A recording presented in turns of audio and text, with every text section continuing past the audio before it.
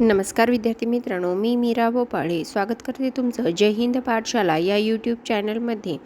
आता आपण एक नवीन सिरीज सुरू केली जी की भूगोल स्टेट बोर्ड या विषयावर आहे। तर आता आपण सध्याला 6व्या वर्गाचा भूगोल अभ्यासत आहोत। तर आज आपण 6व्या वर्गाचा 4था धडा हवा व हवामान हा धडा अभ्यासणार आहोत। तर या धड्यामध्ये मुख्यतः आपल्याला काही संकल्पना व वेगवेगळ्या राज्याचं ठिकाण आणि त्यातील हवामान ह्या संकल्पना समजून सांगण्याचा प्रयत्न केलेला आहे। आणि एक महत्त्वाची गोष्ट म्हणजे जर व्हिडिओ तुम्हाला आवडत असेल तर लाईक करा, चॅनलला सबस्क्राईब करा, चॅनलवर नवीन असाल तर, आणि हो, गरजू अभ्यासू आणि जिद्दी विद्यार्थ्यांपर्यंत हा व्हिडिओ पोहोचवा। चला तर मग सुरुवात करूया आजच्या व्हिडिओला।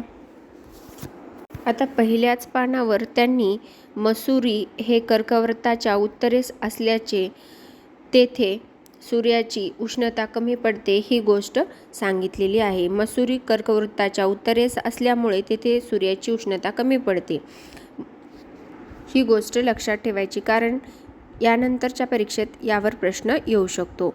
आता हवा पाहूया। आता एखाद्या ठिकाणची विशिष्ट वेळेला असणारी वातावरणाची स्थिती आपण प्रत्येकजण अनुभवतो, बरोबर? तिचे वर्णनही आपण करतो। ही स्थिती अल्पकालीन असते, यालाच आपण काय म्हणतो? त्या ठिकाणाची हवा म्हणतो। जसं की थंड हवा, गरम हवा, कोरडी हवा, दमट हवा इत्यादी हवा। हे तर झालं हवेबद्दल। आता हवामान म्हणजे नेमकं काय? तर सर्वसाधारणपणे वर्षाच्या त्याच कालखंडात आपण हे ऋतू अनुभवत असतो। हवामानशास्त्रज्ञ एखाद्या प्रदेशातील हवेचे अनेक वर्ष निरीक्षण करतात आणि या अभ्यासातून त्या प्रदेशातील वार्षिक निरीक्षण केलेल्या अभ्यासातून हवेची सरासरी स्थिती निश्चित करतात। हवेची स्थिती अशी दीर्घकालीन सरासरी स्थिती म्हणजे त्या प्रदेशातील हवामान होय। उदाहरणात सांगायचं झालं तर हवामान शीत व कोरडे आहे, उष्ण व दमट आहे, किंवा उष्ण व कोरडे असे आपल्याला वेगवेगळे हवामान सांगता येतात। हवेमध्ये तापमान, वारे, आर्द्रता इत्यादीमुळे वारंवार बदल घडतात। हवेमध्ये काय काय घडल्यामुळं बदल घडतात यावर आपल्याला आयोग प्रश्न विचारू शकतो। मग ही हवेची आपल्याला मुख्य अंगे सांगता येतील। कुठली हवेची मुख्य अंगे आहेत? तापमान, वारे, आर्द्रता। त्यांना आपल्या दैनंदिन व्यवहारामध्ये व जीवनशैलीमध्ये आपण हवेवरील परिणाम म्हणून म्हणत असतो। हवेचा या अंगांचा विचार हवामान सांगण्यासाठी केला जातो। मग तापमान याबद्दल अधिक माहिती अशी की सूर्यापासून उष्णता मिळते, या उष्णतेमुळे पृथ्वीचा पृष्ठभाग तापतो, त्यामुळे पृष्ठभागाच्या सान्निध्यामुळे जवळची हवा तापते व त्यानंतर हवेचे वरचे थर क्रमाक्रमाने तापतात। यामुळे समुद्रसपाटीपासून जसजसे उंच जाऊ तसतसे हवेचे तापमान कमी होते। अशाच प्रकारे सर्वसाधारण विषुववृत्तावर दोन्ही ध्रुवावर तापमान कमी होत जाते। आता हवेचा दाब काय म्हणतो किंवा हवेचा दाब म्हणजे काय हे या धड्यामध्ये आणखीन चांगल्या स्पष्ट पद्धतीने समजून सांगितले। तर हवेचा दाब हा हवेला जे वजन असते त्यावर दाब निर्माण होतो, याला हवेचा दाब म्हणतात। हवेच्या सर्वात खालचा थरावर त्यावरील हवेचा दाब पडतो, त्यामुळे हवेची घनता वाढते। पृथ्वीच्या पृष्ठभागालगतच्या हवेचा दाब जास्त असतो, उंचीनुसार तो कमी होतो। हा झाला हवेचा ऊर्ध्व ताप। आणि तापमानातील फरकामुळे तेथील हवेच्या दाबात बदल होत असतो। हे झाले बदल क्षितिज समांतर दिशेत घडत असतात, त्यामुळे हवेचे वाऱ्यात रूपांतर होत असते। मग हे वारे काय आहे? तर वारे जास्त हवेच्या दाबाकडून कमी हवेच्या दाबाकडे हवा क्षितिज समांतर दिशेने वाहू लागते, त्यास आपण वारा म्हणतात। कमी व जास्त हवेच्या दाबातील फरकामुळे वाऱ्याचा वेग ठरतो, याला काय म्हणायचं? वारे। मग यानंतर हवेतील आर्द्रता, वाऱ्यातील आर्द्रता, आपण ही गोष्ट वारंवार या धड्यामध्ये म्हणत आहोत। तर मग आर्द्रता म्हणजे काय? तर वातावरण बाष्प असते, ज्या हवेत बाष्प जास्त असते ती हवा दाट असते।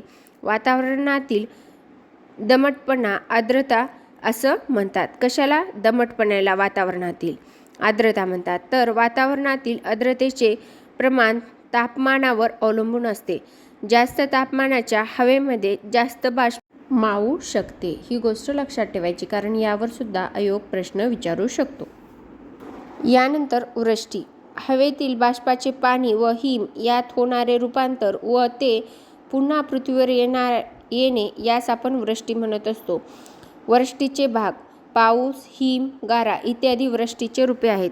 येथून प्रश्न आलेला आहे, वृष्टीची रूपे कुठली? तर पाऊस, हिम, गारा इत्यादी वृष्टीचे रूपे आहेत. हवा कशी आहे हे त्या त्या वेळेनुसार सांगतात. तर हवामान दीर्घकालीन परिस्थितीमुळे सांगतात. हवेत सतत बदल होत असतो व तो सहजपणे जाणवतो. हवामानातील बदल दीर्घकाळाने होतात हे सहज जाणवते.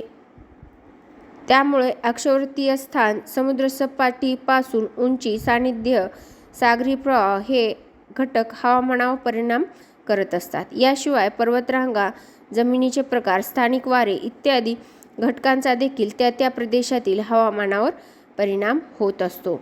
आता आपल्याला हवामान आणि हवा याबद्दल जे काही गोष्टी, जेवढ्या काही आपल्याला या टॉपिकला लागतात तेवढ्या या पुस्तकातून आपल्या कव्हर होत आहेत. त्याचबरोबर माहीत आहे का तुम्हाला, असा एक तक्ता दिलेला आहे ज्यामध्ये हवामानावर परिणाम संपूर्ण जीवनसृष्टीवर विविध प्रकारे होत असतो. त्याचबरोबर बहुतांश जीवनसृष्टी पोषक हवामान असलेल्या प्रदेशात दिसू लागते. सजीवांना आहार, निवारा या बाबतीवर हवामानाचा परिणाम होत असतो. पृथ्वीवरील पाण्याचे वितरण देखील हवामान नियंत्रण करत असते, हे सुद्धा सांगितलेलं आहे. त्याचबरोबर एखाद्या ठिकाणी हवेचा सतत बदल होत असतो, पण त्या ठिकाणच्या हवामानात सहसा फरक पडत नाही. हवामान सर्व ठिकाणी सारखे नसते. आपल्याला भारतात हवामान कोठे शीत तर कोठे उष्ण, तर कोठे दमट, तर कोठे कोरडे आहे हे आपल्याला माहीत आहे. एवढी माहिती आपल्याला हवामान व हवा या चॅप्टरमध्ये इयत्ता 6वीच्या दिलेली आहे.